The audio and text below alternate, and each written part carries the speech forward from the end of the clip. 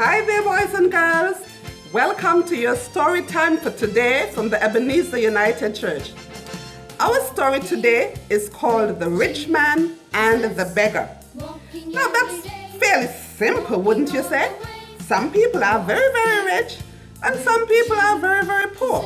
Some people always have enough that they can have parties after parties, and some people are always begging just so they can get something to eat. They pick out of the garbage bin, they pick off the street.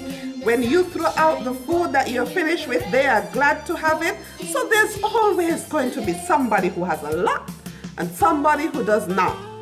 But have you ever been told, be careful with what you have because it can disappear just like that? Some days, certain things happen in life and we just can't understand. It's a mystery. How is it that everything just turned around without warning? So a very rich person today, one little incident can happen and tomorrow they're poor. But that's not quite what happened with our story in the Bible. We have this rich man who lived a lavish life. I mean, he could afford to do it. He invited his friends, he invited his neighbors, and he had his servants prepare lavishly for him.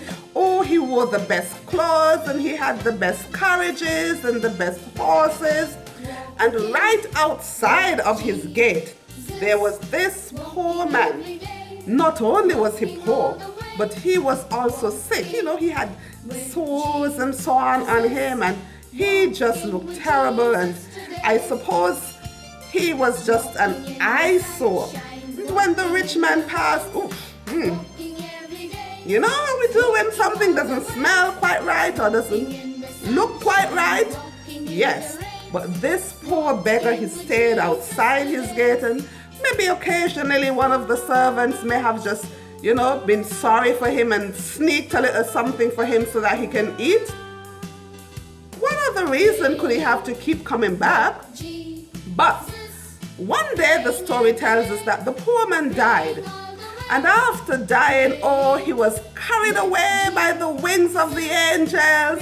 And then he actually became a rich man because all was well and he was in Abraham's bosom and he was loved. It also tells us that the rich man died. And when he died, he looked around, he opened his eyes in hell, and it was pure torment. No servants, no parties, hot fire, trouble. Everything was also very terrible. And it was so hot that he wanted even a little fingertip of water. I mean, what can a fingertip of water do?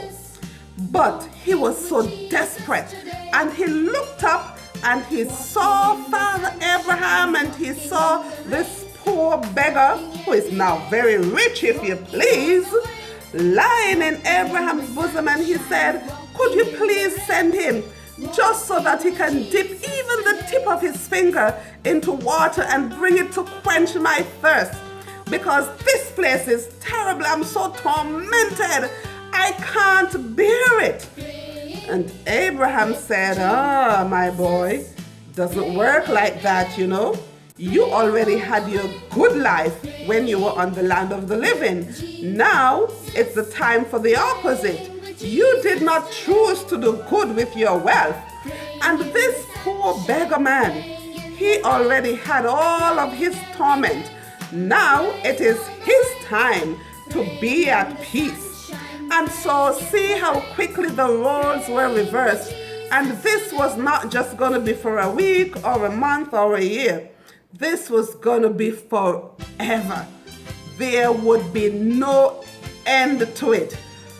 I don't even know if I want to imagine the torment that poor man went through. And so he said, well, if you can't send him to me, could you send him to my brothers to tell them change their ways so that they don't have to come here?